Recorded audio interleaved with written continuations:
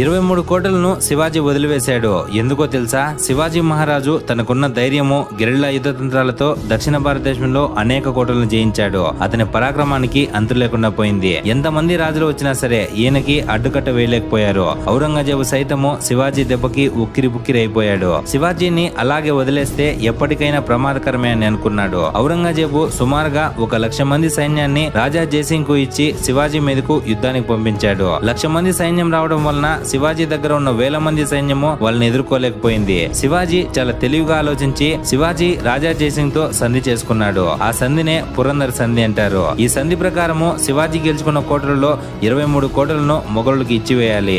మొఘల్ సామ్రాజ్యానికి మిత్రుడిగా ఉండాలి అనే కండిషన్స్ ని పెట్టారు. శివాజీ ఆ సంధికి అప్పుడు కట్టుబడి ఉన్నా కూడా కొన్ని రోజుల తర్వాత ఆ 23 కోటలను కూడా వరుసగా ఆక్రమించుకున్నాడు. మీకు ఒకవేళ శివాజీ ఇష్టమైతే కనుక జై శివాజీ అని కామెంట్ రూపంలో తెలియజేయండి.